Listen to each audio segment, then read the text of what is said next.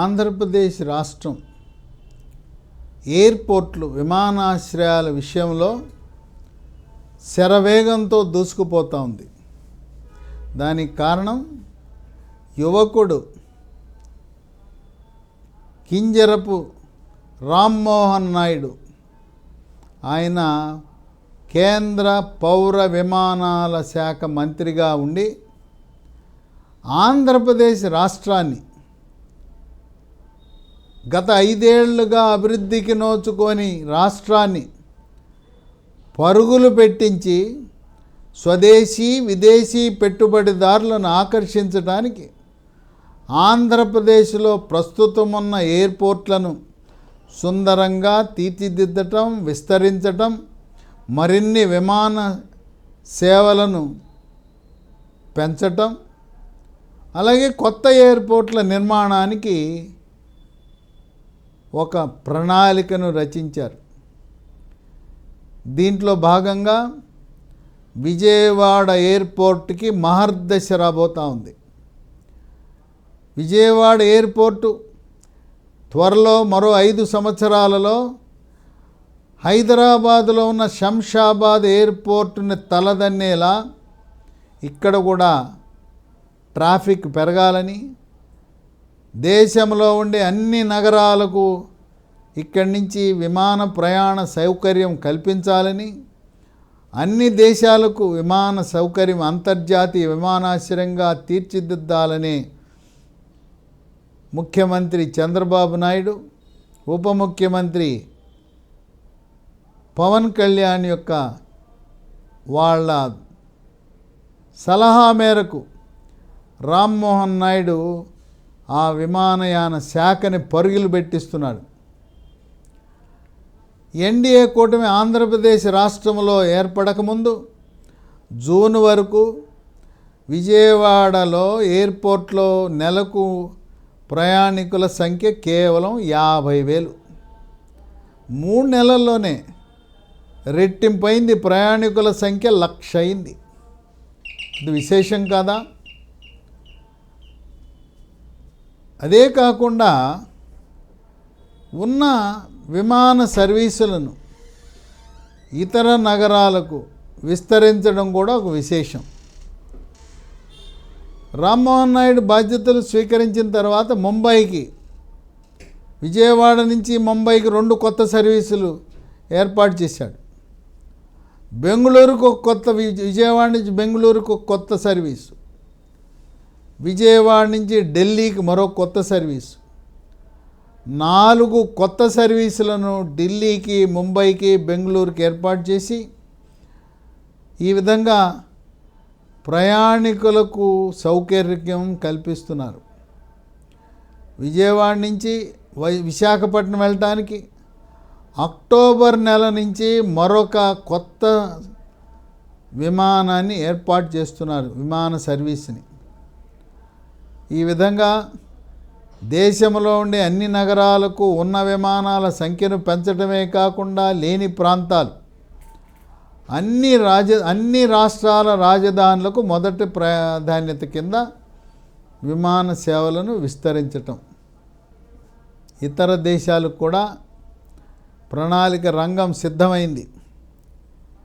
త్వరలో దుబాయ్కి, సింగపూర్కి విజయవాడ నుంచే మనం విమానం ఎక్కి ఆ దేశాలకు వెళ్ళే భాగ్యం కలగబోతూ ఉంది. ఇక్కడ కొత్త టెర్మినల్ నిర్మాణం సాగుతూ ఉంది. జగన్మోహన్ రెడ్డి ప్రభుత్వం 5 ఏళ్ల కాలంలో పట్టించుకోలేదు.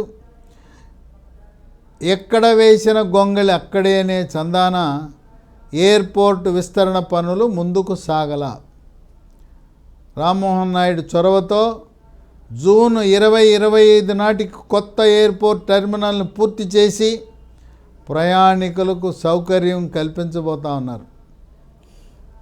మోదీ ప్రభుత్వం, ఎన్డీఏ ప్రభుత్వం 2014 నాటికి పగ్గాలు చేపట్టే నాటికి మన భారతదేశంలో ఉండే ఎయిర్పోర్ట్లు కేవలం 74. స్వాతంత్రం వచ్చిన తర్వాత ఉన్నవి 74. 10 ఏళ్ల కాలంలో 74 ఎయిర్పోర్ట్లను రెట్టింపు చేశారు. 157 అయిన ఈ 10 ఏళ్లలో 2047 నాటికి 2047 నాటికి మనం స్వాతంత్రం వచ్చి 100 ఏళ్ళు కాబోతా ఉంది. ఈ రాబోయే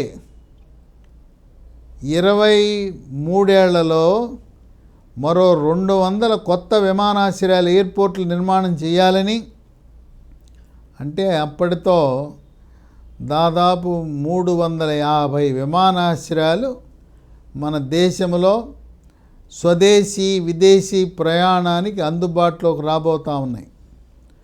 త్వరలో ఆంధ్రప్రదేశ్ రాష్ట్రంలో నెల్లూరులో దగతర్తి వద్ద విమానాశ్రయం, నాగార్జున సాగర్ దగ్గర మరొక విమానాశ్రయం, అట్లాగే మూలపేట శ్రీకాకుళంలో ఒక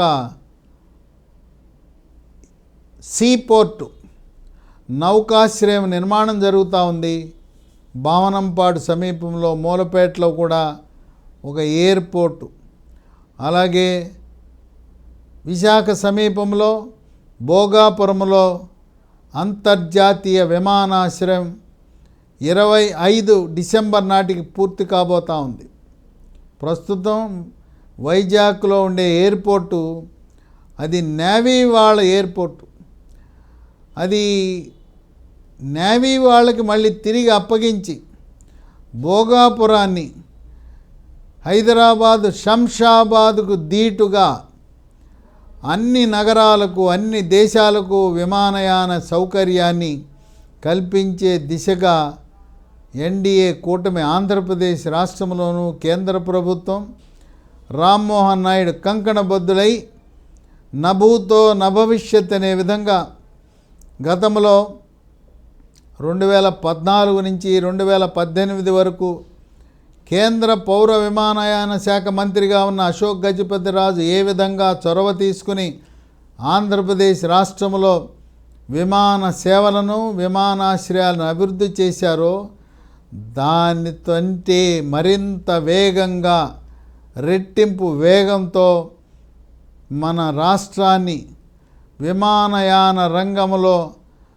మనం అగ్రస్థానంలో పెట్టాలని, దేశంలో విజయవాడ ఎయిర్పోర్ట్ని ఉన్నత స్థితికి తీసుకురావాలని సంకల్పంతో చంద్రబాబు నాయుడు పవన్ కళ్యాణ్ యొక్క ఆదేశాల మేరకు రామ్మోహన్ నాయుడు ఆ పౌర విమానయాన శాఖ అధికారులను పరుగులు పెట్టించడం, విమానయాన సంస్థలను రండి ఆంధ్రప్రదేశ్ నుంచి ఈ విమానాలు నడపండి, దేశంలోనే కాకుండా ఇతర దేశాలకు కూడా మీరు విమానాలు నడపండి అని ప్రోత్సహించడం అనేది విశేషం.